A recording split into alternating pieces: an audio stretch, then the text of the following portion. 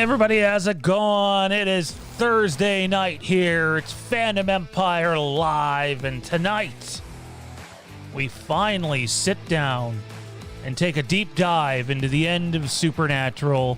Specifically, we're going to cover the last 3 episodes and really just sort of try to digest what's happened after basically 16 years of the show in 15 seasons.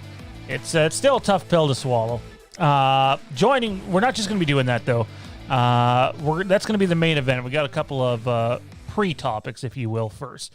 Joining us on tonight's show, remotely, Tommy B, what's happening? You mother Canucker wannabe. I forgot to mute YouTube, so I'm currently fighting with that. Hanging in there, buddy. It's been an up and down shit week. Just like this intro is for me right now, but I'm hanging in there. I'll keep going. How about you? Your camera changed sizes on me, and now Johnny is a lot smaller. Alrighty. Johnny's smaller. Hey, you leave us big dudes alone. Don't big dude hate. Also joining us, the man who's being swallowed by the Supernatural logo, Johnny. What's happening, man? Apparently I'm shrinking. Yes, in multiple ways. That's gonna be misperceived. Excuse you, sir. Poor choice of words. You've been having a poor choice of words week. Like, yes. There's like a 75% chance that every time you open your mouth, it's going to be something just awful. Yeah, that's basically the story of my life. I once said I do to somebody, and that was a huge mistake. But that's a story for another time. We're not going there. Let's dive right into it because I don't want tonight to go too long. So the big news of the day is Warner Brothers has decided to take their entire 2021 release schedule for movies and release it on HBO Max, which is their new premium streaming service. Which, by the way, Johnny, is that included in Crave up here, or do we have to pay extra for that? Yeah, not technically. It's not included at all. However, so is there no way for us to get it? Well, Crave has been adding everything that has been HBO Max exclusive. Oh. So I don't know if this is going to include the upcoming film side. I mean, I guess we'll find out on Christmas Day. Yeah, no, we will. Can you explain Crave to me in about like 15 words? It's basically a Canadian streaming service that includes the exclusive HBO. So it's how much is it? 23. Mine just came out 23 or 20. Oh, well, there's different levels. Mine's 23 or 24. So it's a little more than what we pay for HBO Max down here in the States. We pay $15 US. Yeah, but you also get HBO and a bunch of other stuff that's not on HBO. Yeah, this basically wraps we don't get none of that shit. This also wraps in like the movie packages in Canada, like for the it used to be TMN up here in Canada. TMN, wow. Yeah. Now I feel old. Thank you. You're welcome. Wow. Intel Wild's in the house. What's up, Intel? What's up, buddy? How's work going, man? I know you're having a bit of a hard go of it lately. I love Crave. I canceled Sportsnet basically when baseball ended. Because baseball, hockey, basketball all done. It's like, okay, well, I don't need my Sportsnet now anymore. I had cable for all of a month and was like, okay, I now realize why I got rid of cable a long time ago. Wasn't worth keeping for me personally. And yeah, no, Crave though. Crave, I feel like there's so much on Crave that like I absolutely had to do something with it. Like I had to have it, basically, is what I'm trying to say. No, they're getting more and more of the HBO Max stuff. I mean, I know Friends is switching from Netflix to Crave at the end of the year, I believe. So it's pretty much HBO Max Canada, really. Only we don't quite have the we don't have like the TV shows and things like that Crave has or that HBO Max has in the States. Okay, so it's not a carbon copy, is what you're telling me, basically. It's not. Okay, that makes sense. So I know there's only been about 8 to 15 people in here so far. It keeps changing for me. But if you're watching this stream and you're a regular watcher, please take 2 seconds to click the like button. I know it's annoying. We're asking you to click a button. How dare us? But when you click that like button, it honestly does help. The way YouTube does things. The way that if I have keywords listed in the video, because YouTube has closed captioning that they do, I got to make sure that I say supernatural a fair bit of times for it to pick up in the algorithm, and it's typical YouTube shit. But I know the viewership's down today because we don't have Halloween as one of the headlines, or horror basically. Although one would argue supernatural has a lot of horror aspects to it. I also see that Intel Wild in the chat is pretending to be Jack Torrance, having some fun with Michael Myers and wherever Jason Voorhees went. You're something else, Intel. All right. Where's Intel? Because I'm seeing Intel and Jack Torrance. Yeah, oh no, he's been switching it. Oh, okay. Well, that's not confusing. So, what is this?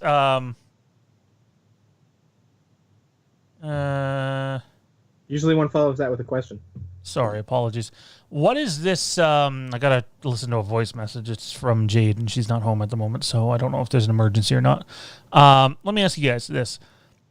Warner Brothers moves their slate to HBO. The big movies that are on that would be like Dune, Wonder Woman, Matrix 4.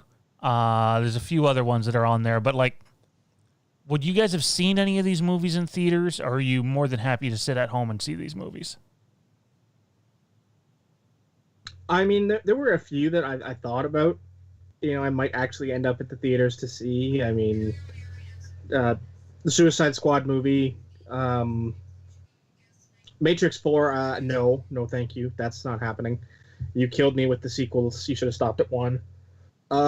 As crazy as it sounds, Space Jam was one I was actually thinking about going out to take in because, you know, I wanted to let the kid in me out again. LeBron versus Michael, I'm not interested. Well, I mean, it's LeBron and the Toon Squad. Ugh. I'm sorry. It's like the whole idea makes me sick, to be honest. Let's just redo. It makes sense. Like that we could have, you know, a new version of that story with the. What was Danny DeVito's name? Not Danny DeVito. Was it Danny DeVito? Most certainly was not. Who was it? It was.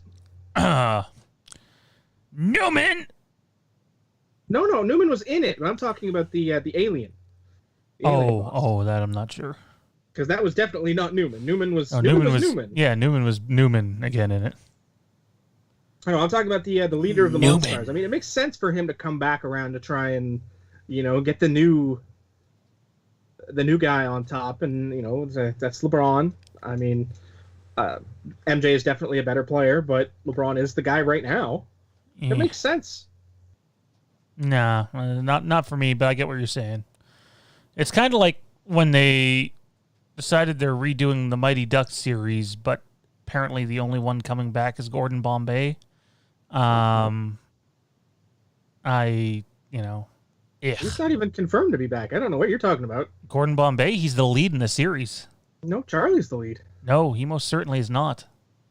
Emilio Estevez is the lead. I don't think so. Who wants to place bets on who's right now between Johnny and I? I honestly don't care. I loved the Mighty Ducks growing up, so it's a big thing for me. I wish Johnny was right. I wish it was Charlie Conway's team, but it is not.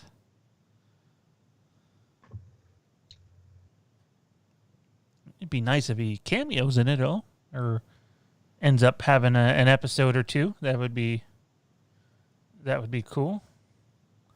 But not in the cards. As far as catching them films in the theaters, I got, I make it no secret. I've never been a major moviegoer. 2 times a year, 3 is probably pushing it. And the last film I saw in theaters was The Rise of Skywalker. So it's been quite a while for me, and it's probably going to be quite a while. I don't know when the next time I'm going to be seeing a movie in the theaters is. Hopefully Halloween Kills. Hopefully. I'm trying to think of what the next movie I would see in theaters is. I really wanted to see Dune. I don't know much about Dune. I just absolutely am in love with Denis Villeneuve. I loved Blade Runner 2049. When I see a Denis Villeneuve movie, I go, okay, let's get him in Star Wars, although I'm certainly not mocking what Favreau and company are doing right now, because that's some gold shit. But anyways, I have it right here. This isn't a haha, I'm glad I'm right, because I actually wish Johnny was right. But the 2 leads of the series are, in fact, Emilio Estevez and, Johnny, you'd know the second one, Lauren Graham from, oh, man. A lot of things? But you know the one I'm talking about, the TV show. Fuck, what's it called? Jared Padalecki. Oh, this is killing me. We just walk Gilmore Girls. That's it. There's actually none of the original cast other than Gordon Bombay confirmed at the moment. I hope that doesn't end up being the case. I'm almost dreading like they go on screen and all of a sudden like one of the kids' name's Charlie and it's just like full on remake. I would not be happy. In fact, I would. It's definitely not, because it's the history of the series. Is it? Yeah. Okay. I mean, I'm happy to see Emilio Estevez back acting. I think that's cool. But I would have been, you know what would have been cool is Bombay and Charlie coaching together. That would have been badass. I mean, I wouldn't be too surprised if we don't see Charlie still, if Charlie's not actually coaching at the, the major level. That we'll hear about him, but we may not see him. I definitely hope we hear about some of the more notable ones. I know we won't see Goldberg. That's not happening. You don't say! But that's a story for another time. Frank Riker in the chat says LeBron is full of himself. I mean, I think a lot of really good athletes are, to be fair. I think it's just part of what they are, their DNA. Reminder, everybody, that this is the Fandom Empire live show. If you want to send in a super chat to support the channel and get across a thought and or question. Okay, now Intel Wild is now saying he's not Jack Torrance. Okay, you're just fucking with me now, dude. I don't know anymore. I hear that. But anyway, if you want to send in a super chat, feel free to do so. Support the channel on that level. We'll get to your thoughts. Hopefully, we'll get some Q&A later on. We are talking Supernatural, spoiler heavy here as we go. The last thing I want to touch, though, on the HBO thing is you won't see Jesse Smollett either? Yeah. Why is that? I don't know that one. He's the one that was on Empire that got himself into a whole lot of trouble in the last few years. Who did he play in the Mighty Ducks? Jesse, I think. Did he really? I think he was Jesse. No, he was Terry. Jesse was his brother. It was Terry Hall. Him and Jesse Hall, the Hall brothers. Oh, so he was only in the first one, because in the second one it was just Jesse. Right. And then Jesse wasn't even in the third one, so interesting. Interesting things indeed. So I'd literally, of course, the HBO thing comes out, and sure enough, that leads the way to people finding the Fandom Empire Instagram and going, or my own personal Instagram, and messaging me and saying, so do you think they're going to release Halloween Kills early now? Is this the gateway for them to release Halloween Kills on streaming service early? Could they? Yeah. At this point, they got nothing to lose, really. Will they? No. They're releasing this movie next October, guys. That's not changing, because by October, who knows how well it's going to work. There will be a vaccine before October. likely distributed to most of the planet. You might be sitting in a theater that's 25% full, 50% full. I don't really know. But you can bet your ass with the deal Universal has with several of the main movie theater chains now, that if you don't see it in theaters, you can get it on premium VOD. I think it's 14 days later or 17 days later, at a pretty penny. So, this obviously is opening doors for some more streaming. No, this doesn't change anything for Halloween Kills. So, if this was September, for sure, right? Maybe, yeah, but it's December, right? Nobody wanted to be the first studio to do this. No. To be honest, I think Universal blinked first with the deals they started to set with the major. They're really the only companies to this point to set the new standard for theatrical releases going to VOD. But I don't know if anybody's seen Warner Brothers deciding to go, yeah, by the way, our whole catalog's going up on VOD. I think as soon as Tenet happened, that's when they decided. They couldn't even make money back on that. How much of a... I haven't followed those numbers, the long run. How much of a colossal shit show did Tenet end up being? Not as bad as it could have been. I think they made at most 75%. I'll tell you right now. Well, that's not accurate. I was looking at something called The Tenet. It made $750 opening weekend. I'm like, yeah, I don't think that's Tenet. It's estimated that they'll lose up to $100 million, but Warner Brothers is insisting that losses won't top $50 million. It made $357 million worldwide on a budget that was just north of $200 million. That does not include the marketing, which they did twice for that film. They had 2 marketing budgets. So you're basically looking somewhere in the range of about $450 to break even. And so Johnny's right, close to $100 million, which is just, it's kind of crazy. The German Shepherd deserves more than $5, Intel. Johnny deserves $5. The German Shepherd should be more than that. Don't be a dick. I'm just kidding. I love you, buddy. No, it's going to lose a lot of money. But you know what's hilarious about it is, remember, Christopher Nolan set industry standards by getting 20% of all box office coming in. Doesn't matter if the movie lost money or not. He got 20%. So he gets 20% of $357 million. I'm not a math whiz here, guys. I don't know what 20% of $357 million is. But off the top of my head, I'm guessing it's somewhere in the $40 million range. Does that sound about right? $40-50 million? Well, I mean, he was getting 20% of the total 357, so 71,000. So no, 71,000 million. 71 million and 400,000. So Nolan's laughing. Warner Brothers and Nolan are like this, but he's going, yeah, well, I mean, don't know if he is or not, because if this actually hits, full thing, that's north of 100 million. So, I mean, don't get me wrong. I'm not saying, 70 million is not a number to laugh at, no question. But, I mean, he probably lost about half his projected revenue. Oh, for sure. But at the same time, he's never made $71 million off a film. Not even the Dark Knight one. He's laughing all the way to the bank, regardless. 71.5 says Frank Riker. Man, Chris, please, I'm in need. Give us like $500,000. We'll make good use of it. We'll move Tommy B up to Canada. Maybe not on $500,000. You might want to send us a couple mil for that. We'll move Tommy B up into Canada. That's going to take a couple political favors and friends that we don't currently have. Are you trying to say we have no pull politically?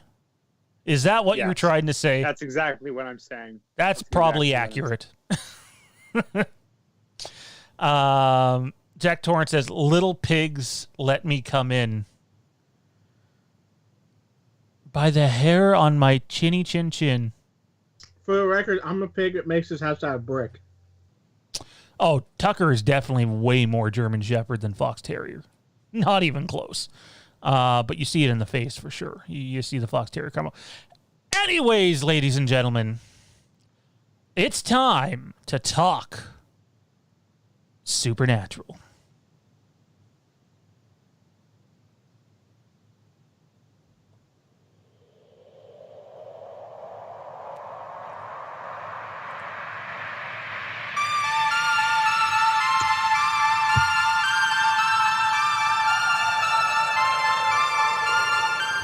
All right, that page didn't work. So let's just get right to the talk. All right, guys, our beloved show has come and gone. Supernatural was here, and now it is not. At least no more new episodes, or as Jensen. So, all right, let's. I want to dive into some behind-the-scenes stuff first. So we got episodes 18, 19, and 20. They're the three we're focusing on. Again, spoiler alert, this is your last chance. In episode 18, we see Cass die, basically. In episode 19, that is the end of the God is a Villain storyline. And then episode 20 is the end of the overall series. So it's almost like you kind of got three finales in one. Episodes 19 and 20 were heavily affected by the pandemic. Thankfully, Jared and Jensen and Mr. Robert Singer himself, the producer and showrunner, not the actual character Bobby Singer, so we don't get that confused, has clarified a bunch of things as well during this time. So we know what would have been and what the plan was. And hey, it was hard to ask people, okay, you're going to be in one scene, or this character's going to be in two scenes. Come quarantine up here for 2 weeks for 1 day of work. It's a huge ask during this, and it makes me wish they could have waited until things were in a better area. But with them already making commitments with Walker and obviously Jensen with Boys Season 3, which both are, I don't know if Boys Season 3 is filming yet, but Walker definitely is. So. I know Jensen's already picked out his costume. We found out that he's actually going to use Dean Winchester's boots as part of the costume, so that's cool. Neat little thing he's doing there. It's really surreal that it's now over, guys. And we're going to talk a little bit about what could have been, but why don't we talk about what was and what we got? And I think while doing this, we should remember that they did have their hands tied quite a bit in the final two episodes specifically, which had to be painful for them for sure. Johnny, I'm going to throw it to you first, man. Obviously, let's start with episode 18 first, but where do you want to start with it? Oh, man. I anywhere, really. I mean, like, the 18, the takeaway for me with that episode was it was Cass's moment. His time to shine. When he got his farewell, when he was, I don't want to say died because that's not accurate, but when he was absorbed by the empty, he was supposed to sleep forever, basically. Well, yeah, it was tantamount to death, but obviously, as we would come to learn, it's not actual death. But it was, when he was absorbed by the empty, that moment, it's there's some man tears, when he's going through that moment with Dean in the bunker and in the trap, and talking about his true happiness and describing their relationship, and there was I needed tissue at the end of that scene. Yeah, I'm with you. Misha Collins did fan-fucking-tastic. Like, holy fucking motherfucking shit. Like, the facial gestures, the tears, to the tiniest little mouth quiver. Like, oh my God, that was fan-fucking-tastic. Oh, wow, the emotional performance in that might have been the best thing since his premiere in season 4. Wow. Frank Riker says, I felt nothing for Cass leaving for some reason. I did in the moment. and I'm not going to jump ahead to episode 20 yet, but there's, a big event that happens in episode 20 that I thought ultimately completely took away from what Cass did. Actually, there's a couple of them. And it made that episode less impactful for me. Obviously the big event of the episode is Cass, right? And that Misha monologue at the end. And kudos to Misha Collins, by the way, who absolutely made it look like he was quarantining up in Vancouver to film the final 2 episodes, and in fact was not. But because they didn't want to give away what episode, people thought that Cass was going to be the one to die and the boys would be okay. Instead they all die. That for me, I loved the monologue. I was unsure. I know Tommy thought it was a Destiel thing. I was very unsure. And it sounds like the showrunners are kind of conflicted too. You have Misha Collins, who's absolutely convinced it was a Destiel thing. We have Jensen Ackles, who said he's not going to talk about it. And we had Bob Singer basically say it's a little bit of that, but it's more of a brotherly love thing. So you got it, depending on who you believe. Either way, the part that stood out to me the most, boys, and I know, Tommy, you said you didn't pick up on this the first time. I want to know if Johnny did. When he throws Dean out of the way. Oh, yeah, he went in. I saw that immediately. You seen the handprint, right? Yeah, oh, right my God. Spot. That hit me. That was just like, oh. And I remember saying to Tommy, well, Dean's going to treasure that shirt for the rest of his life. Fast forward 3 days, Dean's dead. Again,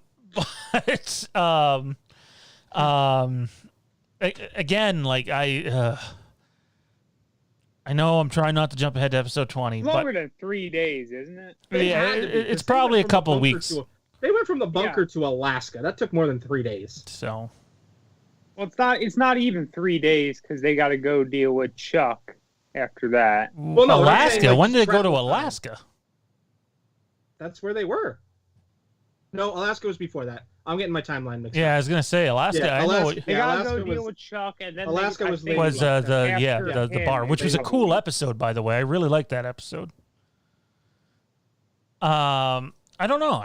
We've seen Cass die so many times. I mean, I know we've seen the boys die too, but I'm the opposite side of what Frank was saying. I felt something. It meant something to me for 2 weeks. And I loved the handprint at the end, and the people obviously disappear during that episode. That felt very Avengers Infinity War, like the snap had just happened, which was pretty cool. I liked that. Frank Riker asks, was Billy pregnant? The actress that played Billy? Yes, she is. Very much so. Oh, was she? Oh, God, You yes. couldn't tell? Very, very much so. I guess I wasn't being mindful enough of the belly. They definitely tried to hide it, but you could tell just looking at the clothes that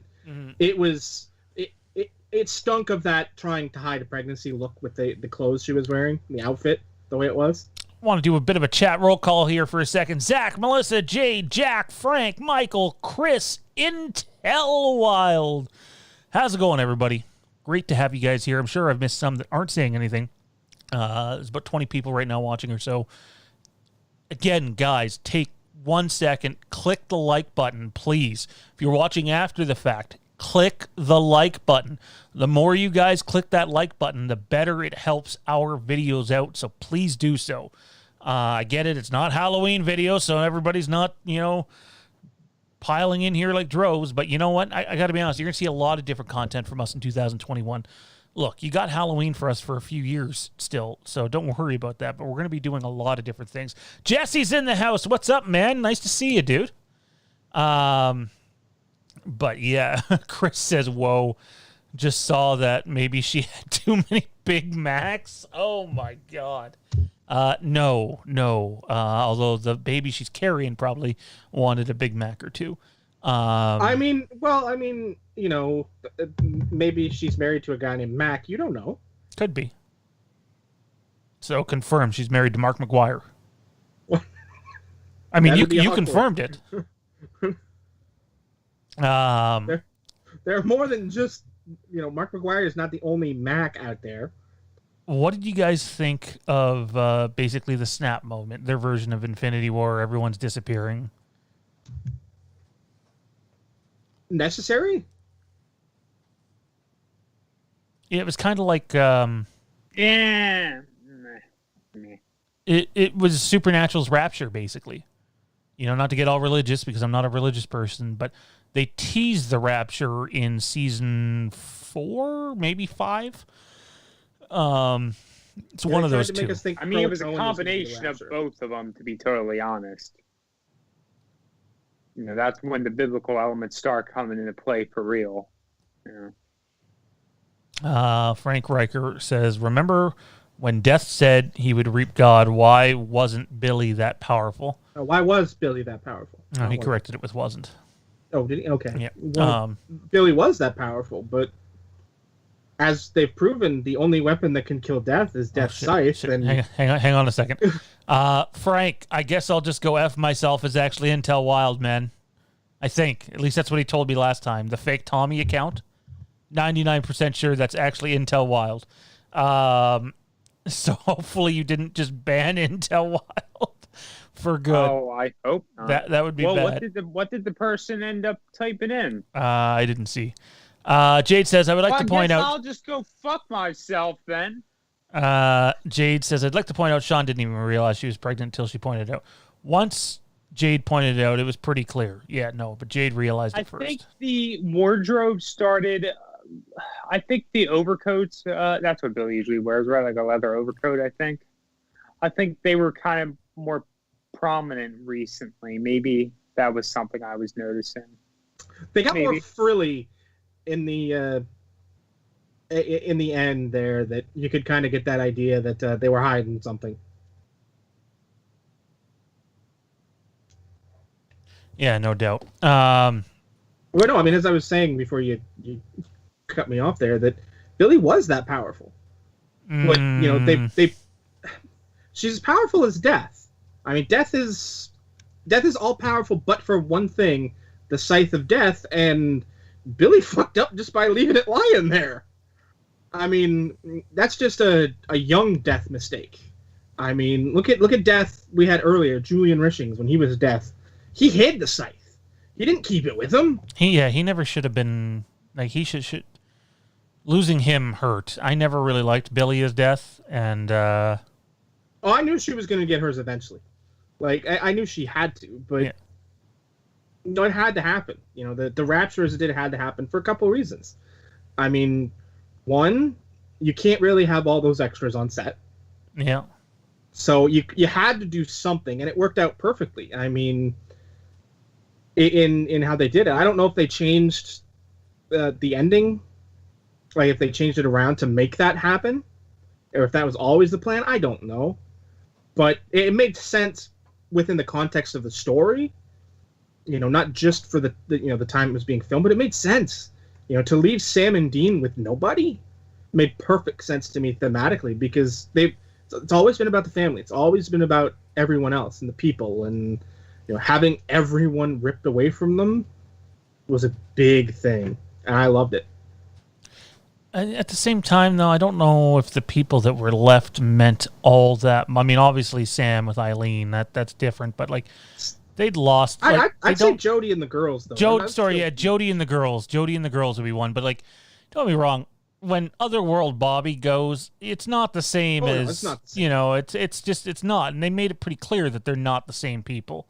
Toronto Freddy said, I honestly found the final season underwhelming. It's had its high points, but definitely the worst season of the series. Oh, I wouldn't. I'm sorry. No. Did you even watch? Shut. That's a hot take. Hot take. Did you even watch the Leviathan season? Season 7. Actually, I really liked season 7. I loved the storyline it set up. It was good. It was a season of dick jokes and an enemy that's supposed to be all powerful that you defeat with borax. Come on. I dug it. It took the show in a different direction. But to me, the whole 6, 7, 8, 9, that 4-season span there, even 10 to an extent. Like if you were to chop the show in thirds, so 1 through 5, 6 through 10, 11 through 15, I think you go 1 through 5, then you go 11 through 15, and then you go 6 through 10 being dead last. Even Jensen and Jared have described it as the show started here, went way up, and then when Kripke left, it sort of went down, and then they thought it was going to be the end for a couple seasons, and they basically found their mark again after Jeremy Carver left. And I'm not saying Carver didn't have good episodes. He did, but the show's quality wasn't great there. But that's why it's all subjective. One person's... It's what happens when you go from someone who has a plan. I mean, Kripke had his plan laid out. From A to B, he had his story, and he told it. And then you went to Carver, who's kind of thrown in, and it's like, okay, now you got to take over, and where do we go from here? Yeah, they really didn't, they really couldn't go anywhere from there at that point. They just kind of had to shuffle through the mire for a few years until they could, recreate and change the story. And, then Chuck kind of ascended out as God, and the story started going in that left turn where are the villains the villains? Or, who's really the villain of the story became sort of the tone. Like 1 through 5, you knew who the good guys were and you knew who the bad guys were. But then you kind of took that left turn, and the good guys started being the bad guys, and didn't quite know where we were going. But then we had that direction again, and I enjoyed it. I think you're right. 1 through 5 is great, and that middle gap not so great. And then the back, the last 5 years, great. Yeah, I thought this season had some. I remember saying to Tommy a couple of times that it doesn't feel like it's the last season. I thought that they sort of let us down tonally. When you look at how season 14 wraps up with Metallica, Motorhead, God Was Never On Your Side. It's, it gives you an idea of what's coming next. And I'd argue that season 15 is 3 different seasons. It does feel that way. It does. But I mean, the show in general after season 5 had a real obsession with, okay, we're going to have a lot more daytime filming. And and the bunker itself, like the bunker should have been abandoned years ago. The bunker, I know they did it for Jared and Jensen. In order to continue they wanted to do less on-location shooting. They wanted to have more at the studio shooting. They wanted to just different hours. It was definitely a family thing. They took responsibility for that. They've done it several times at their conventions, being like, yeah, we really angled for that. But I do think it hurt the show. As Eric Kripke once said, this show is a road show. And I was okay with having it for a bit, but There were times where the bunker felt awkward and misplaced, but I liked having that home base.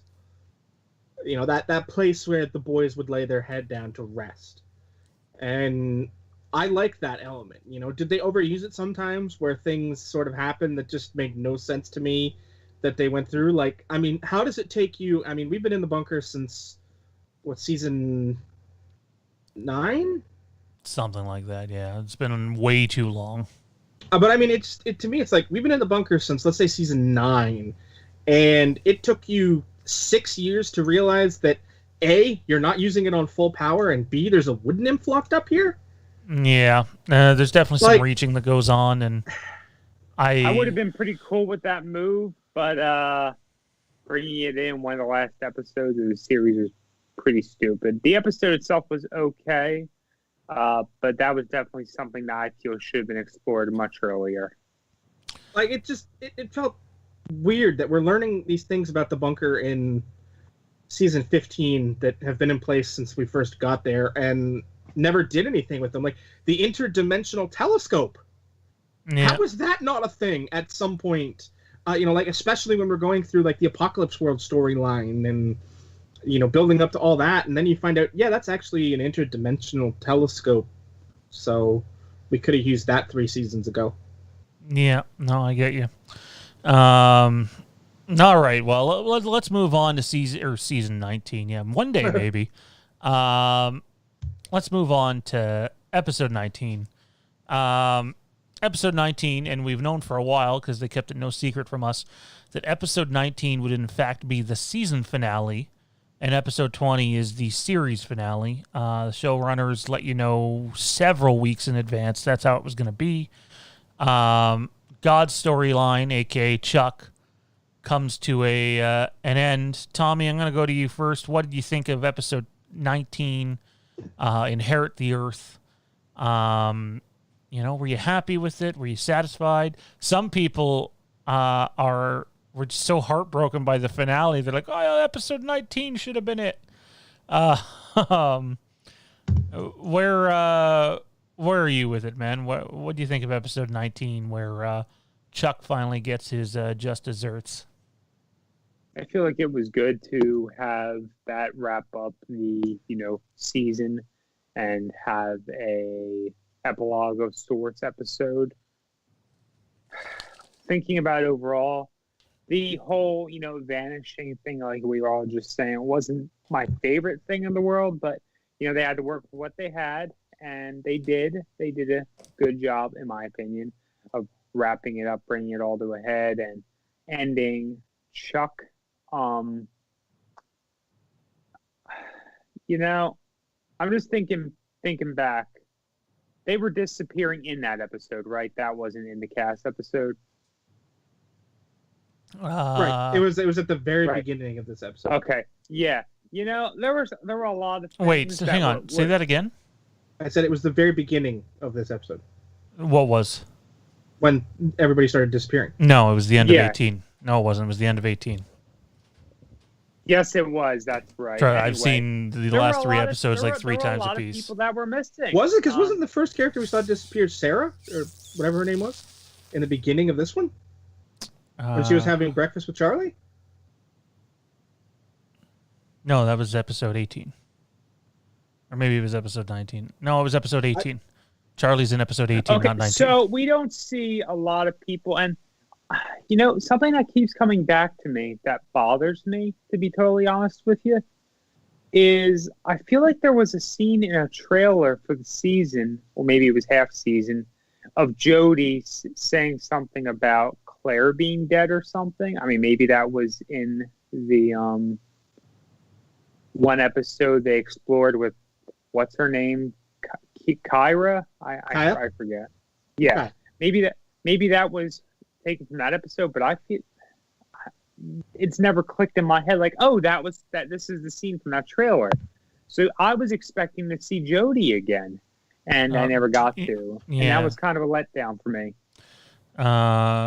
We'll touch on that when we get to episode 20. She was supposed to be in that one, so no, 19's a Sam and Dean episode. They go looking around, they run into Adam. Always cool to see him back. We wanted him back for years, and I think he had 2 or 3 episodes this season, so it was cool to see him back. Except we didn't see Adam. Well, you know what I mean. Michael, Adam, both dicks. But both get killed. My favorite part of this episode is you get the Misha gets a line in. That's his way of returning with the phone.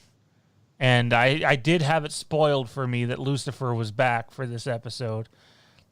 And they run upstairs to open the door.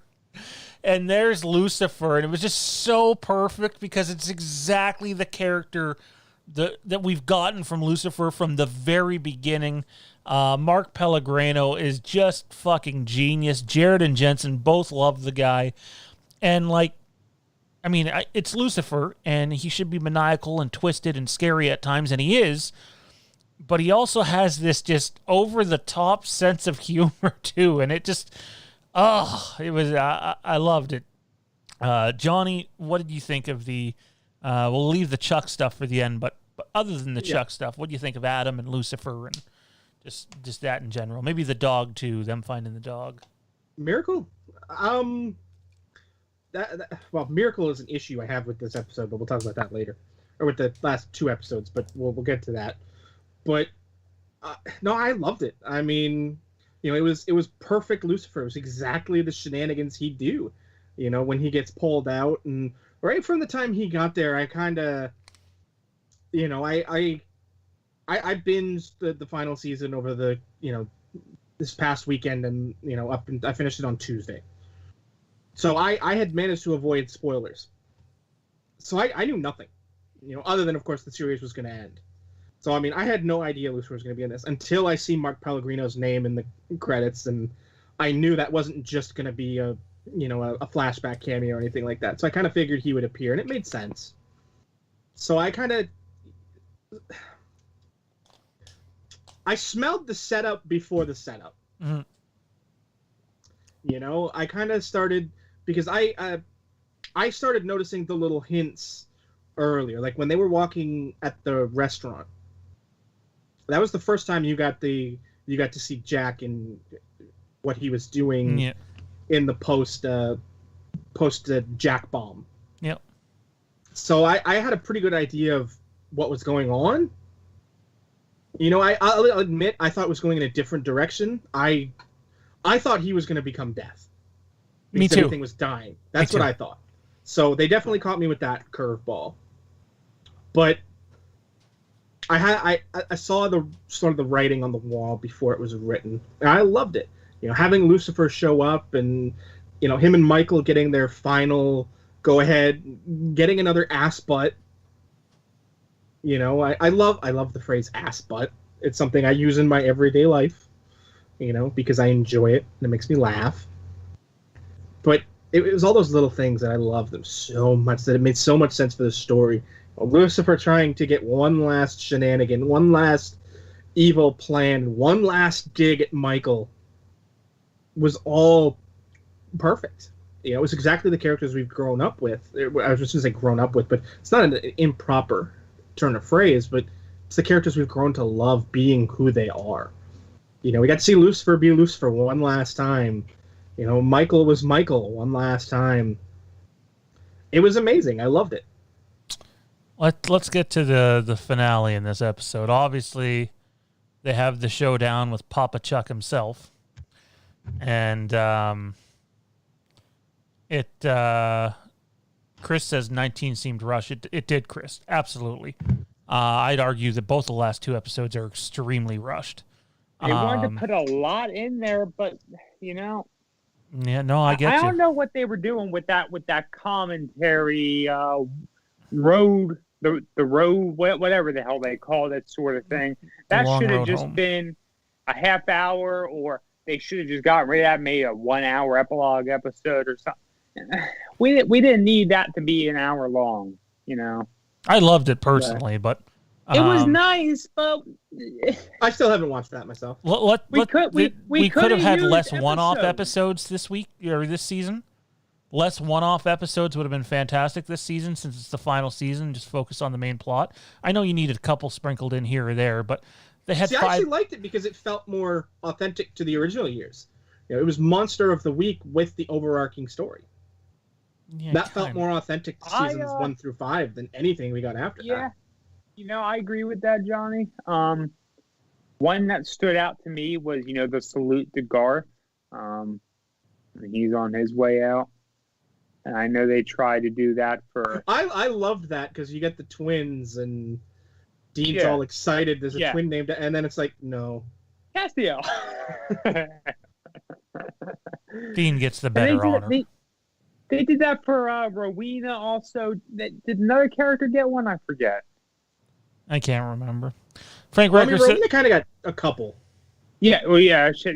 They ended her, and then she came. Oh, I'm the queen of hell. Oh my god, I fucking hate her character. And then the witch episode with where they brought Eileen back was about her. Yeah. Frank Reger says, "How did God pull Lucifer from the empty if he has no power in it?" Yes, Frank, that is in fact a plot hole. They made pretty clear earlier that God has no power in the empty, and yet he brought Lucifer back from the empty. So maybe they made a plan Maybe God wrote the empty and I owe you. I got it. God broke into the empty while the empty was in Death's library, so the empty wasn't there to prevent God from taking Lucifer. There you go. There's your answer. Sure, we'll take it. It's a very George Lucas special edition answer, but hashtag Johnny Can. There we go. Yeah, we'll take it. So the final showdown with Chuck happens, and other than the fact that it's in the daytime, which I just fucking hate. Like, Supernatural is not a daytime show, yet they became obsessed with having to have so much of it shot in the daytime. It's really annoying. It would have been much better at night. Other than that, it was perfect because Chuck starts to get frustrated. You can even start to hear the old Chuck break out in the voice a bit, the prophet, if you will. Where he's like, come on, guys! Like, just no, enough! I said stay down. Right? And just them pulling each other up. And, I mean, they know what's going on because they know they've trapped him. And he falls right into the trap. And it's a remarkable last hurrah for the Winchesters. And I thought it would have been really easy to plug Chuck right there and then and kill him. It was a perfect ending for Chuck. But I love how Dean's like, no, that's not me. And then they kill him the next episode. Fuck's sakes. Again, that sort of took away from that too, in my opinion. But that'd be horrible for Chuck, right? Like he, and then to find like if he ever found out, oh fuck, Dean died. Now, not that I can watch my favorite TV show whenever I want anymore, but it's basically the worst thing you could have done to him other than what they do to the monster at the end of season 3, the penultimate episode that they trap in like the coffin thing and then bury him. The guy that can't die and has to live forever in enclosed darkness. Dr. Zombie. Yeah, that probably would have been the next, that would have been worse. Yeah, no, I thought Chuck got what he deserved. Tommy?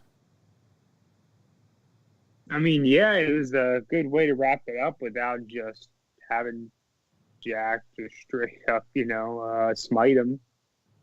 I mean, they wanted a bigger ending for the character, and they figured one out just by taking away all sense of power that he had. It's the it's an ending that's certain long and not nearly as long running series, but other series have taken in the past. Something that always comes to my mind is the cartoon that got a surge in popularity throughout the pandemic, Avatar: The Last Airbender, something I grew up with. The main antagonist ends up basically being depowered in a similar way and is just left to go rot in prison for the rest of his life. So, yeah, it's creative, it's exciting, and it's one of those things you just can't predict. So it's a surprise, and it was much appreciated on my end. Johnny? It was the perfect ending for Chuck because he beat himself. Yep. Chuck has always been the thinker. He plays the game and he plays it 10 steps ahead. We've been through that this season. When we go through the plan with the Jack bomb, that God's still the one pulling the strings. He's still the one telling the story. And finally he gets beaten by his own story. In such a perfectly poignant way that, he beat himself, because he's in the first time he did something he's never really done before. It's the first time he ever got his hands dirty. And that was the whole point, right? Like, I mean, he said it, right? I can get my hands dirty. He'd never done that, and it cost him everything. Yeah. Because if he'd have just smited them or left them there to die, that's it. That's the ball game, folks. Because Jack's down, they're down, game over. But he didn't.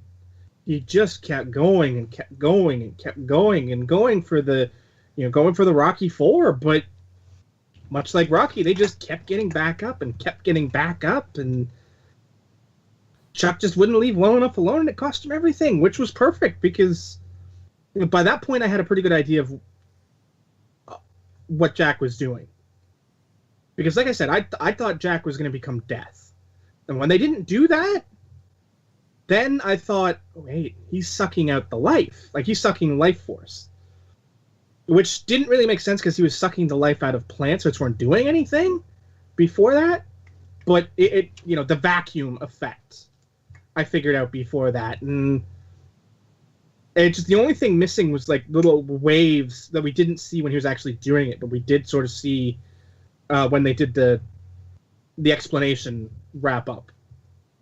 And you could see the power coming off of Chuck and being hoovered up by Jack. That I loved it. And the ending was perfect because now you become forgotten.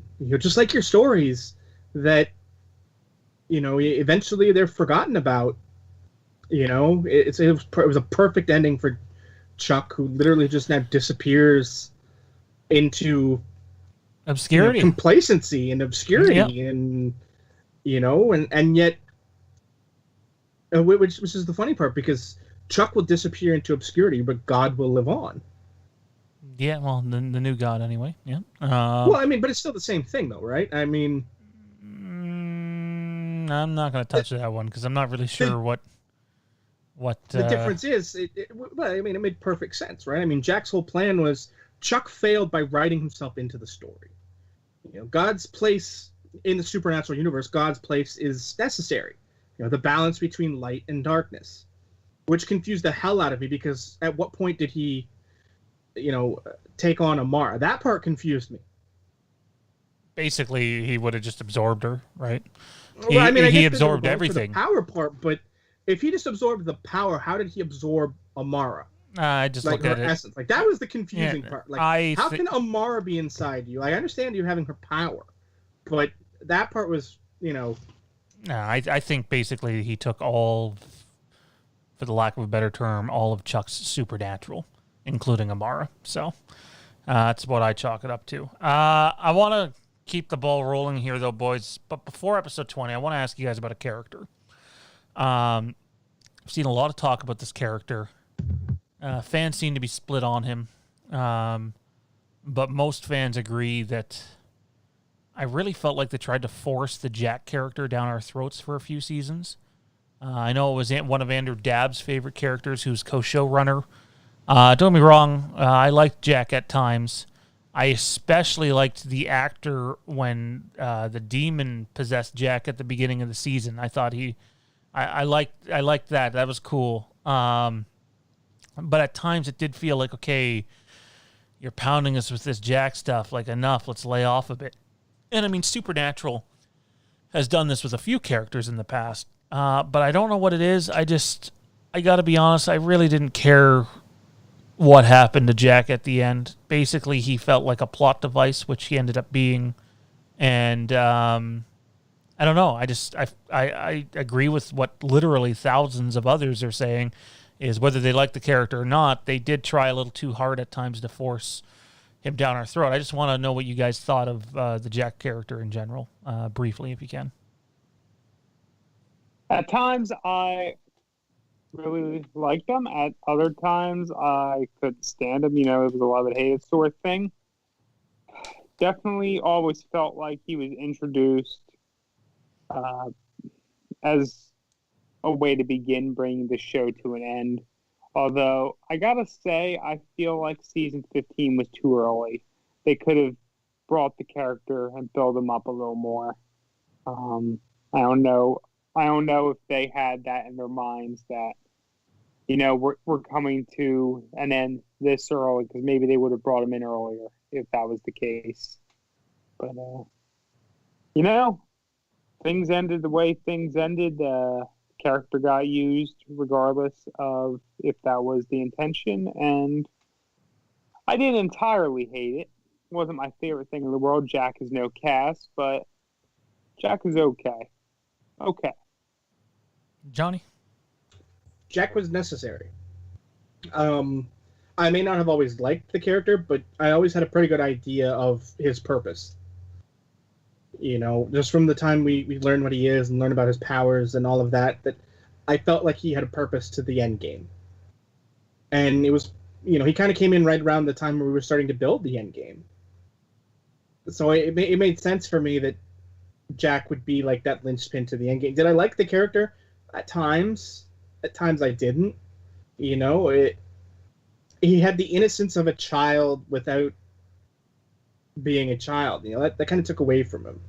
You know, I would have rather see Jack progress more normally, like be a child for a season or two and then grow up, even at an advanced rate, but still going through those phases so that we can appreciate, you know, his challenges more. Like putting him in the body of an adult right from the jump screwed up his perception, screwed up our perception of him. That just made it awkward right from the get-go. But I didn't hate the character. I didn't love the character. He was just there most of the time. You know, I enjoyed some of the moments, like Dean teaching him how, like most of the moments we saw in the course of the last few episodes where we'd see the different montages, you know, like him teaching him how to drive and his first hunt and all those sort of things that he did, I enjoyed, but generally he was just kind of there. It kind of felt like he was supposed to be this Antichrist character, and they already had one of those addressed earlier on, Jesse Turner, which should have had more payoff. But now, I mean, I suppose you can have Jesse Turner in whenever they get around to a short or a full return or whatever they end up doing, or a movie. You still have the Antichrist character on the table if you want to go big game hunting. I mean, that always should have been the end game to me. With everything else they followed up biblically speaking. I don't know. I think you summed it up best though, Johnny. He was just sort of there at times, and you can't say that about a whole lot of supernatural characters. You usually either love them or you hate them. There's not a whole lot that are just there, and when you're saying that, it means it didn't really hit home with some fans. And I do agree to the extent though the character was necessary with the route that they took with the plot. Absolutely. Let's dive into the final episode of Supernatural, which is fittingly titled Carry On. I want to talk about my emotions first, and then let you guys dive in.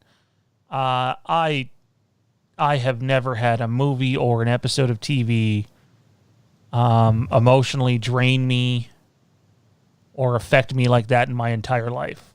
And it'll probably never happen again. You know, you can't see it because I'm wearing a long sleeve right now, but I have the Supernatural logo tattooed on my arm, and through it, Jensen.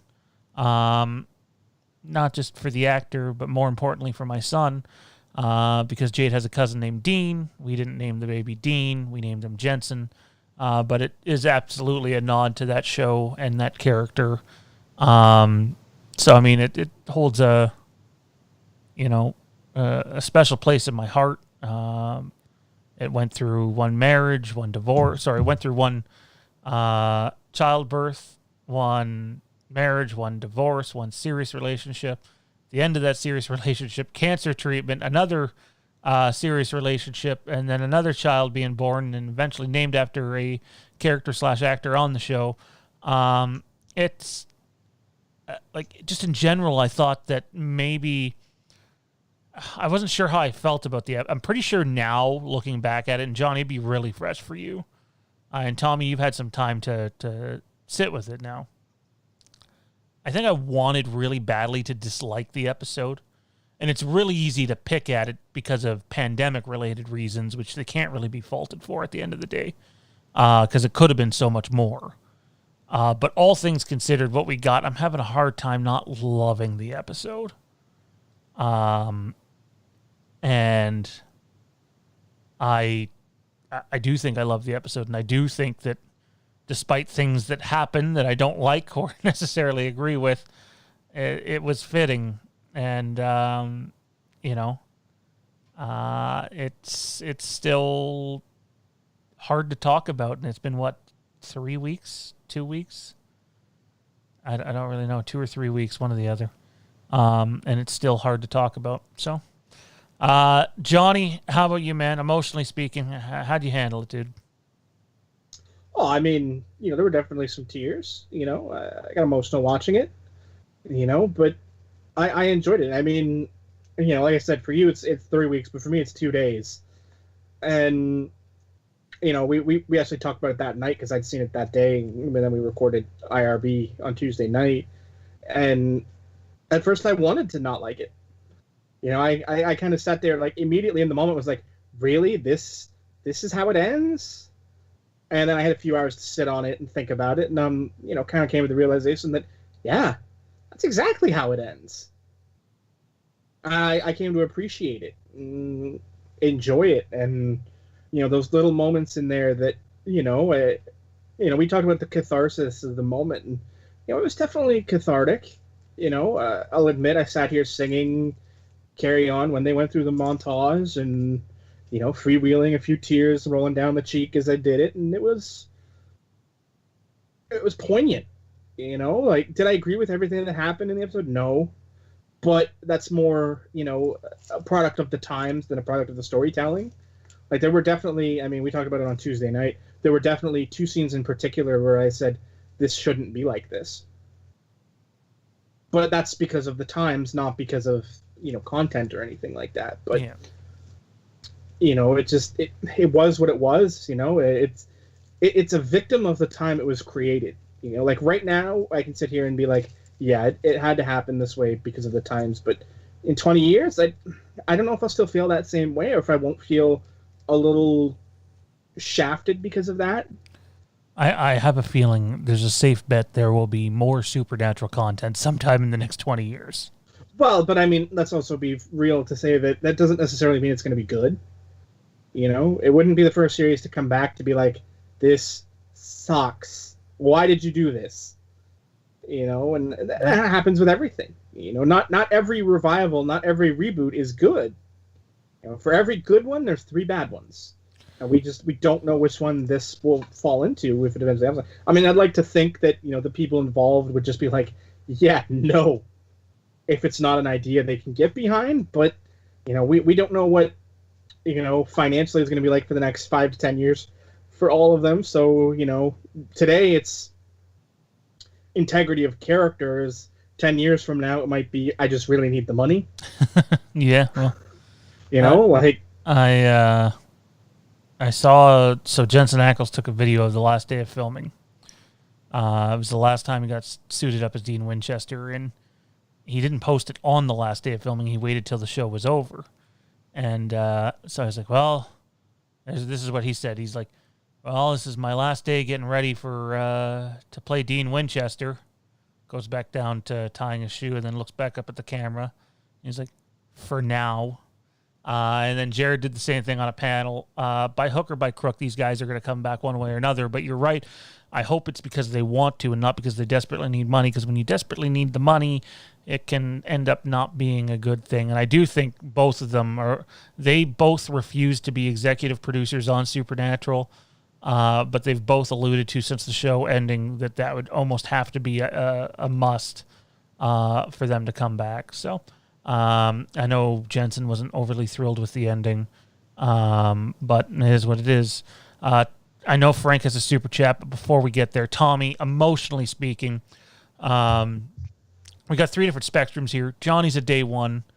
I started right towards the end of season 3, went back, watched seasons 1 and 2, and was able to catch the season 4 premiere. You've watched the show over the last 3 or 4 years. Emotionally, what kind of impact did the episode have on you? I mean, it didn't leave me shaking or anything like that.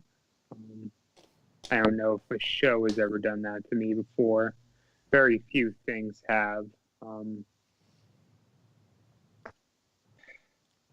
Luke Skywalker dying might have a little bit because I was also kind of pissed off in that, but that's besides the point. Yeah, he vanishes away. He vanishes because of his what do they call it? Projection powers. Forced overexertion. Johnny, make a note of this, that it was not me that went there first this time, okay? Write that down in your notes, that it was someone else. Someone else on this fucking channel went to Last Jedi Hate before I did. Mark it down. This will be a day long remembered. But we already talked about this the other day. Last Jedi has, in my opinion, the best scenes of the trilogy. But anyway, besides the point, this is a Star Wars show.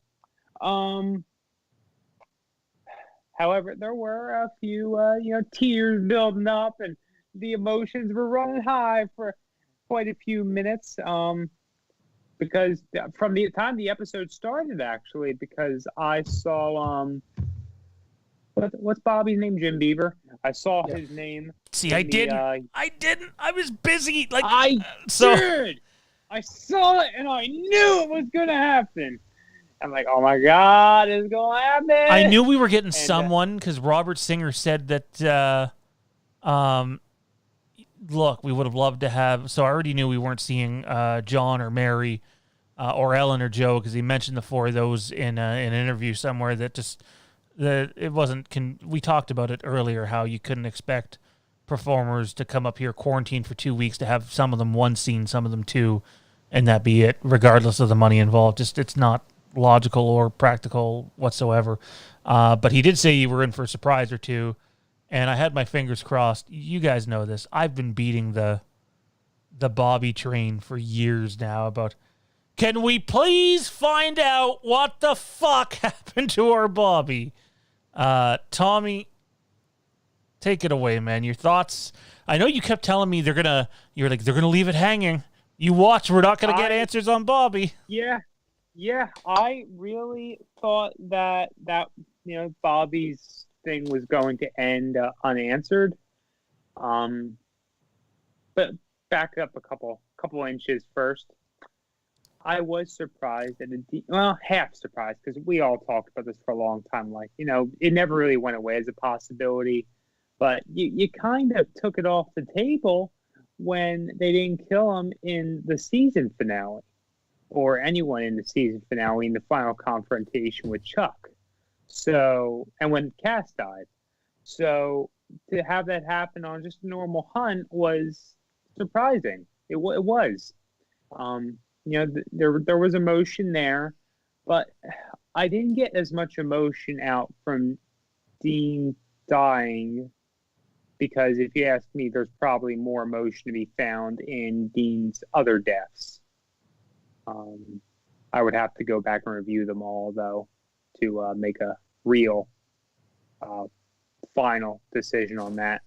I got more emotion out of Sam finally being able to have a family, having a kid, naming him Dean, raising him, and you just watch glimpses of him going through his life. And yeah, there was a shitty, prosthetics or wig or whatever. It wasn't the best. It was horrible. It stood out to someone like me who's not adept with those sorts of things. I wasn't harping on it immediately like others, Sean, but yeah, it was very powerful to me. I really appreciated it. The ending was good. I really enjoyed it. Overall. Let's talk about Dean's death. Tommy, you knew I mentioned this. I said you watch that episode 20 will be some random hunt, and one of them's gonna end up fucking dying. I thought they'd both live at the end, but I just had this bad feeling someone was gonna die. And I really wanted it, if one of them had to go, that it would be Sam and not Dean. But it ended up being Dean. And kind of like Johnny was saying earlier, like, okay, that kind of makes sense. I mean, we've heard it through 15 years. If he's going to die, it's going to be that way. But I did feel like Dean deserved a family of his own. I know he sort of had it for a bit, but like last season we get the John saying, I wanted you to have a home and a family. And then Cass's sacrifice. I really do feel like this episode kind of killed that. But the beginning, like, I knew that was it as soon as he got rammed into the thing. I'm like, oh, fuck. They're about to Tony Stark Dean. Son of a bitches. And the beginning of it didn't really get me emotionally, but towards the end, where, Jared's starting to cry, or Sam's starting to cry, and Dean's starting to feel it more, and the way he just sort of rests his head on him, and it got me by the end of it for sure. It took a little bit to get there, but by the end of it, I was moved. Johnny, what about you on Dean's death, man? Is his final, well, I mean, for now anyway, his final death. Well, I mean, it was appropriate. to me. And at the time, I kind of sat there like, really, this is how it goes. A random nest, and that's it. This is how it happens. And then I had time to sit on it and think about it, and I kind of started reaching the conclusion of, yeah, that's exactly how it ends, and that's kind of how it had to end. And I take a sort of a dimmer view on it than others in that it was inevitable. The second they decided to keep hunting, that one or both of them were going to die in relatively meaningless ways because, to me, they've become complacent. Oh, they've been hunting the big evils, the apocalypse, the world enders. They became so reliant on Chuck, basically, continuing their story that, they weren't as good at the basics. They forgot the fundamentals of hunting. They also briefly explored that a couple episodes. Was it a few episodes? It was the Lady Luck episode. Yeah, they explored that. Yeah. That actually they should have had a lot more deaths, or maybe that was another time. But there's a lot more deaths in Sam and Dean that we didn't even see. It was the Garth episode where they really delved into how do the boys react to being normal, and they couldn't do it. They failed miserably. And yes, they went up against a den of Fight Club of monsters. Yeah, it's not going to end well, but it just showed their complacency towards needing that little extra. And here they go going up against the routine nest of vampires. We only saw 5-6 vampires. Yeah. And it's a routine nest that 2 characters for a 6 vampire nest is that's how it is. That's what hunters do. 2 and a nest, and that's it. We've seen Eileen and what's her name? Sarah and Charlie. It's 2 hunters and a nest of vampires should be an easy battle because they're smarter. They know what they're doing. But they got complacent. I think it's more, I know you keep bringing up the complacent, and to an extent that's true, but the bigger thing than that is, look, when you decided to basically off Chuck, you took off that nice little suit of plot armor that you've had on your entire life. Oh, absolutely. And hey, you're not going to have somebody overseeing you being like, you know what? Yeah, you can die, but we'll bring you back. Or, you know what? No, I actually don't want you to die here because I'm enjoying the show and want it to last a little bit longer. And it makes sense. So this is what kills me is there's a bunch of the fan community trying to convince themselves, and we're talking thousands of them, that episode 20 takes place 5 years after episode 19. And I'm like, there's nothing in that episode that says that it takes place 5 years. Maybe at most a month or 2 after episode 19. And even I was thinking like 2 weeks. Yeah, I was thinking a couple of weeks. But at most a month or 2. But there's literally this thing going around, no, it's 5 years. And I'm like, no, they would have been like, and 5 years later, or they would have made reference to something. So to the fan community that's out there that's trying that, you can have your own headcanon all you want. I know it sucks that after they finally get rid of him, Dean dies. That is, it's a hard pill to swallow, and I'm still having trouble with it. But it's not 5 years later, guys. It just isn't. I'm sorry. So we have the Dean death, obviously, which is sad, and then you get to the back half of the episode, basically, where you see the Brother-at-Arms tune playing as Sam mourns him. We now know that Jody and what's her name? I'd imagine at least Claire. Or are you thinking Donna? Donna. We know Jody and Donna and a couple others were going to be at Dean's burning. But that couldn't happen, so that got axed and ended up being just Sam and the dog.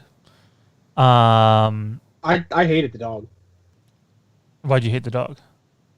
You tell me that dog didn't have an owner? Like he lived at a garage, like he lived at the gas station, the garage. You assume that that's his dog. Yeah, it could be. Could be, yeah. But I mean, And that now seems he's like living with the boys in the bunker. Like what? That seems like a really out there thing to be pissed about. The dog had a collar. Like a pretty nitpicky thing. Oh my God, yeah, that's next level nitpicky even for you, sir. The dog had a collar. I just like you took a dog from someone. How do you know that the guy wasn't a dog abuser? You said tell me dog abusers don't have collars on their dogs? I'd just throwing it out there, man. Maybe it was neglect. It just felt like throwing a dog in there for having a dog there. It was unnecessary. Like you got them a dog just so you could have the Sam walking the dog scene in the montage. That was it. The only thing that lets me believe that some time has passed, and I do believe a month or two passed in between the episodes, is the dog obviously grew very fond of Dean. He already had a spot made up for him in the room, and the dog is very clearly sad that Dean's gone. So they obviously had, whether it was a couple of weeks, a month, 2 months at the tops, some time to bond.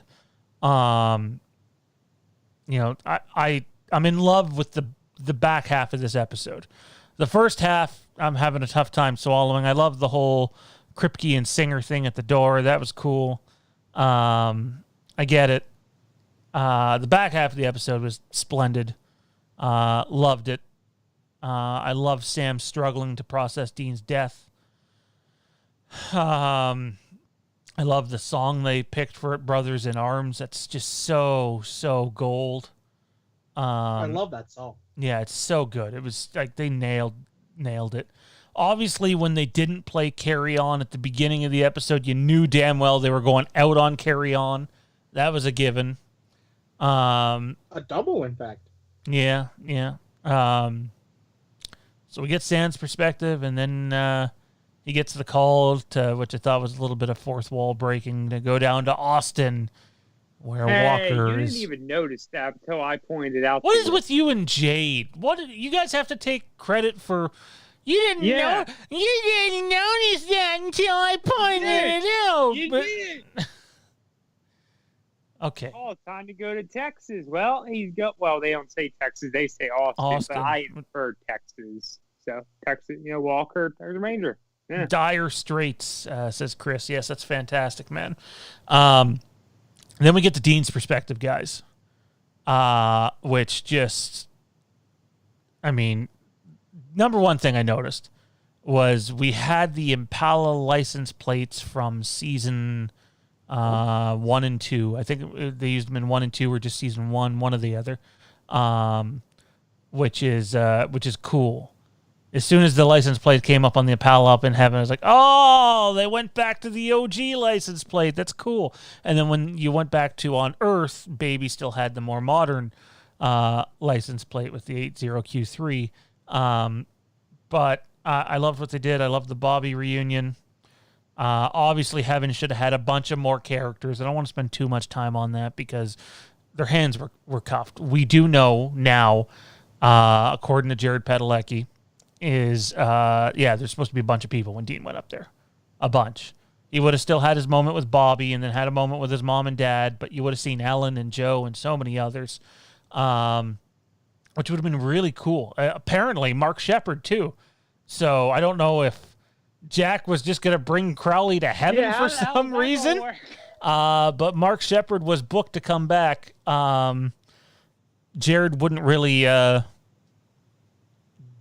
say why or how. But, maybe his ultimate sacrifice at the end was enough to get him to heaven. I don't really know. I loved it all. And Dean turning on the car and Carry On starts playing. I love this song. And then for me, what was by far the most emotional moment of the episode, again, subjective, is he turns the car on. Carry On starts playing. Loves this song. Drives off. We switch back to Sam. And Sam's with a little boy in overalls. And he's named his little boy Dean. And that was the point where, I was at the no turning back. I was already tearing up during the episode, but the waterworks started flowing. And I was like, oh, fuck, that just killed me. I loved the ending, guys. It was perfect. And to those asking, they've already clarified. No, Sam and his son did not go out hunting. They did not continue the family business. Sam's son, Dean, had the tattoo for protection from being possessed. But his son... he knows the business but doesn't partake. Yeah, it's exactly what it is. Yeah. Jared made reference. Did they randomly end up on a hunt or two by complete accident? Yeah, probably. But did they go out looking to hunt? No, absolutely not, because they felt that was not what Dean would have wanted for him. And a lot of people just assumed, the tattoo, that means they went on carrying the family business. But that wasn't the case at all. Another nice touch is when Sam is in bed at the end, he's wearing Dean's watch. So that's cool. What do you guys think of the back half, guys? There's so much to unpack there. You guys can finish us off tonight. Tommy, I'm going to go to you first, man. Back half of the episode, the end of our beloved show. What'd you think? Yeah, I already touched on it basically, but that ending that Sam got was real powerful. To me, personally, that was fulfillment. It could have been better by having seen who Sam ends up spending the rest of his life with spouse-wise. I'm in the camp that hopes it was Eileen as things stood. Funny thing about that, sorry to cut you off, Tommy, the funny thing about that is we already know a bunch of people weren't allowed to come back for this episode.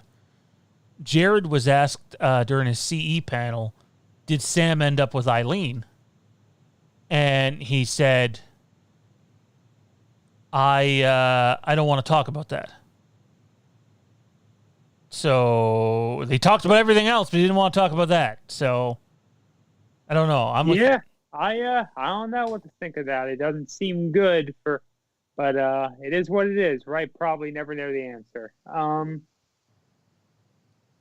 Dean's ending, it was cool. It was cool with the car driving off, and you get the impression that not a whole lot of time has passed. Hell, maybe even the same drive, but not necessarily. I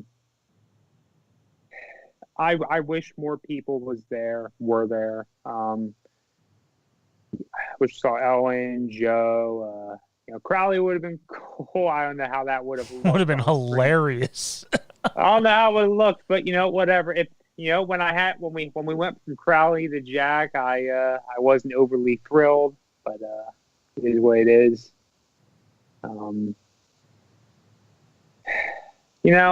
It sucks the way it ended up having to be, but despite everything, they still ended up finding a way to bring this series to a powerful end, and I am very grateful for it. Before we get to Johnny's, I almost missed Frank Riker's super chat earlier on. Too bad we didn't see more pagan gods in the god fight. Zeus, if he was killed, joining the Sam Dean / Jack for control of Earth. I basically, whenever Supernatural involved the pagan gods, I thought they did it in very unique and clever ways. I can't think of a pagan god episode that I didn't like. So yeah, I would have absolutely been for them, including them in the final battle there. I thought that would have been touching. Again, like even dating back. Do you think they could have been better than a Chuck? Probably not. I don't know. That's kind of a reach if you ask me. Because they probably never really ran a whole arc over them. I loved the episode in season. End up dead? Pardon? Did Zeus not end up dead at the end of that? Like the end of his arc? I honestly can't remember. I'm looking it up, and he's listed as dead, killed by Prometheus. What was his role again? He was in the season 5 episode, I believe. Season 8. Shit! I'm not going to remember season 8. that shit. Season 8. Well, it was actually season 8, not season. The pagan god episode from season 5, which had a bunch of them in it, I loved, where Lucifer basically just went ham on them. I would have been more up for seeing more pagan god stuff, though. That would have been cool. Oh yeah, I wouldn't have been against it. But I mean, it seems like whenever we saw pagan gods, they almost always ended up dead. I mean, there are very few that actually survive. I mean, I can't particularly think of any gods that ended up living past their episode. I mean, the only one would be Lady Luck, because she was a Greek god. I think she's the only one that lived. I mean, we had the big god meeting in season, was it 5 or 6? When we thought Gabriel was killed. They all ended up dead. Any other time we've really seen gods, they've ended up dead. Oh, you're not wrong in that regard. They didn't exactly have a track record of doing the best against the big honchos, if you will. But yeah, Johnny, give us your thoughts on that final sequence there, and then we'll wrap up. I mean, it was awkward because of who wasn't there. Like I said, those were moments that were taken away from because of who wasn't there. Sam and Miracle burning Dean felt empty because there was nobody else there. And I mean, obviously, the pandemic made that impossible, but it just felt awkward. And then the same thing is true when Bobby is the only one there to meet Dean on the other side. It just like, yeah, it's great, Bobby's there, but when he goes on to mention that Mary and John just live over there, and Rufus just lives over there, and he's telling you that everyone lives in this really close area, like, well, then where are they? I mean, could they have explained it and made it work for me? Sure. But, it felt empty, like, for that, because the people weren't there. But again, that's a product of the times, not the storytelling, Yeah. Like, yeah, in a perfect world, we would have had that moment with Mary and John and, and Ellen and Joe, and I don't think Crowley would have made a lick of sense there myself, but... I think it would have added a little humor to the end of it, almost to have Dean be like, whoa, what the hell are you doing here, sort of thing. I think could have made it work, but, I mean, I think, those were missing, and I definitely think that Cass would have been there to greet him. Feel like, better, that felt, like, that felt awkward. Like, once we find out that Cass is alive, it just felt like, then where the hell is he? Like, this is a big moment, and he's not here. Felt empty, but, again, that's the product of the time and not the storytelling. So I can't blame them for it. I can just say that it sort of made me go, oh, I wish they... it's an I wish, but I enjoyed it, seeing Sam get to live the life he always wanted. He never wanted to be part of the family business. He wanted to get out. He always wanted to get out. Even as a kid, he wanted to grow up and go to college and be normal. Yeah. And now he gets his chance for normal. He gets his happily ever after. And, it was missing seeing his wife. Like, I didn't... I wanted to see the wife. I would have liked to have seen him on his wedding day. I think that was a moment that should have been in that montage. But, again, you're not going to bring up... you're not going to bring Eileen or whoever for one sequence. Yeah, no. In this current circumstances. So, I understand why it didn't happen, but I would have preferred it to happen. But... it is what it is. Like, there's still this hope in the back of my mind that we'll get a full series box set in 2 years that includes a producer's cut of this episode that the characters are there at the end and it actually it's done the way they wanted to do it the first time. Because that's they'd have to go back and shoot it again, though. And are they really going to do that? I mean, there would be some ways around it. They could really, do it. They'd only piece need to it together. shoot. They wouldn't need to shoot two. The only scene they'd have to shoot over again is Dean's entry into the netherworld. You could green screen a bunch of it too, but I don't know. It's, or even adding a scene like you've got Dean driving off. Just have him pull up to a bar. Pull up to the Roadhouse and everybody's there. Not hard to do.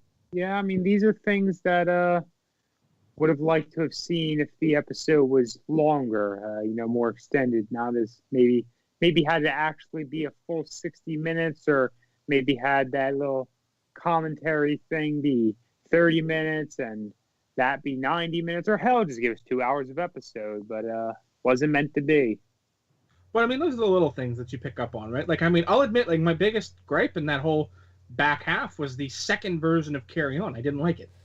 Oh yeah, a lot of people didn't. They thought that we got basically that same version of it back in season 10 for episode 200. We didn't need it again here. You should have just kept playing the normal Carry On. I'm with you. I know they wanted this sort of simmer down moment with Dean and Sam reuniting. Dean, where we found out it was not the same drive actually from Bob Singer. It's not like Dean got in the car, kept driving, and then Sam was there a few minutes later.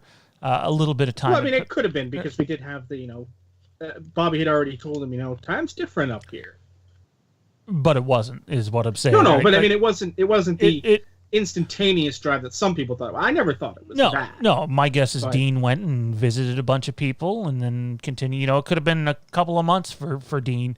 But for Sam, it was, 30 years, 40 years, it was decades. Without seeing Dean, which would have been heartbreaking. And a couple of things that I want to point out here, boys, before we go off air that stand out is... what the hell, Frank? What did Frank I'm say? sorry. I'm just... He's getting a little crazy in the chat. Yeah. I'm reading the chat. Oh, my God. Oh, my God. What? Really, Frank? Wow.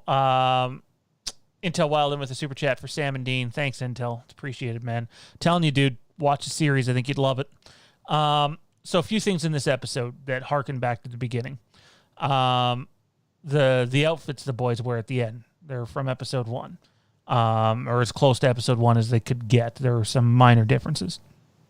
The last words we hear Sam and Dean say to each other in heaven are the first words we hear Sam and Dean say to each other in the series. When Sam says to Dean, I can't do this on my own. Dean says, yes, you can. Sam says, well, I don't want to, is exactly what Dean says to Sam when he goes to get him from school. And Dean's like, I can't do this on my own. And Sam's like, yes, you can. And Dean's like, well, I don't want to. I thought they were really nice, curtain call moments that dated back to the first episode. And it's, the journey has ended for now. I absolutely believe that this show is coming back. Maybe not in full runs. We'll see. And I don't think it's going to happen soon. 5 years from now at the earliest is my bet, unless they decide to go a TV movie route. I know when Jared did his panel, he was talking about some early preliminary discussions they had where basically you could come back for a limited series like Gilmore Girls did and do those every, 4 or 5 years. You could come back and do like a one-off TV movie for once a year, maybe that it comes out around Christmas time or around Halloween. So where you get basically a 90-minute movie every year, that'd be cool. Or you could see them return, in a 10-episode seasons going forward. But the intention's to absolutely return at some point. But even if they don't, which would suck big time, but even if they don't, I thought the ending wrapped things up about as good as they possibly could. Boys, I'm going to ask you the impossible task now of rating. We're not rating it. We can't rate it. The final episode. 10. Move on. Out of 10. 10 for you, Johnny? Well, I'm not going to pick anything else. I'm going to give it a 9.5. I'm not faulting them for the pandemic stuff. Like, shit all they could do about that, right? I'm not taking away a half point for something out of their control. No, my half a point is more of what it did to a couple of the prior episodes. Obviously, the thing we didn't mention is Cass helped Jack rebuild heaven, so Jack got Cass out of the empty, which Misha also confirmed in his CE stream, which is cool, but it would have been a little jarring. I will say, seeing everybody reunite in heaven, it would have been a bit jarring to see Cass there and be like, oh, we thought we said our final goodbye to you a couple episodes ago, and Misha did confirm he was supposed to be there, so yeah, 9.5 for me, 10 for Johnny. What are you giving it, Tommy? A 2? I didn't hate it. I never said that. Wow. Talk about the fucking impossible. Yeah, I think I'm in the same boat as you. I think I'm going to go at 9.5 just because of the couple of nitpick, I don't know if you want to say nitpick, but things that maybe could have been done despite the pandemic if they tried just a little bit harder or thought a little bit more, whatever. I'll go with 9.5. 9.5. Yeah, I mean, I from the time I saw it, I was never on the hater train. I really appreciated the way this show ended. Dean dying wasn't my favorite thing, but I understand it. It was always a possibility. Seeing Sam get to live his life and everything that came along with it, it was great. It was good. Despite everything, I really appreciated the ending, how they presented it to us. And I do believe that this ending does have the elements of a happy ending, despite everything. No, it does. It does. It just took a You bit to get there. told me it wasn't a happy ending. Well, what? I didn't want to see Dean die. I mean, I wanted to see Dean have a life. Tough shit. He died. And Like, here, so does here, Sam. Here I am. Here I am. Unlike some people, not you two, I was able to get over my recency bias and to be like, you know what? It makes sense. It does make sense. And so does Sam. Sam dies later, and so will all of us one day. Okay, well, now that you've made this grim and shit, nothing lasts forever. All you can do is smile at it. All right. I guess that's it. Well, good to make me feel like a Debbie Downer. Holy shit. Now that you did that, let's end on this note. Wow, keep it brief, though, thanks. guys, because we do got to go. What was your absolute favorite moment from the finale? Start with Tommy. Your absolute, you can only pick one favorite moment from the finale. Seeing Mini Dean. Yeah, Mini Dean. Sam with, that whole sequence of him with the family. Johnny? Bobby. Yeah. For me, it's right when Dean turns baby in heaven on, and it flicks to from that point to where you get the reveal of Sam's son, and it's it's Dean. That 15-second span, just oh my god, it it gutted me like a fish emotionally, and yeah, I love this show. We're not done talking about the show, because in 2021, Supernatural Revisited is finally launching, likely in February. We're not too sure on the formula, how we're going to do it yet, but we're definitely going to go back and at least do 2 episodes for every 1 episode of Supernatural Revisited. That'll have us going for several years, and it's going to be a lot of fun. I do know that it's something that the Supernatural fan community longs for. We'll get some more people in on the channel. Boys, I just want to say that talking about this show with the 2 of you on air, but more importantly off air, has been a wonderful escapism from a life that can sometimes be not the best. And when it's not at its best, it certainly provided us entertainment and a lot of fun. Johnny, last words. Yeah. No, I've been enjoyed it a great deal. Anytime we get to sit around and talk about the things we love is always fun. And breaking down these last 3 episodes is, you're right. It's escapism at its ultimate. Tommy? I'll probably end up saying this a few more times, but yeah, coming on this series, watching it live over the past few seasons, and before that, binging it has been one of my favorite experiences of TV to date. This is definitely one of my favorite, live action series, and I'll always have a special place for it, like so many other members of the fan community. So, I'm looking forward to seeing what comes next for us in the future with Revisited.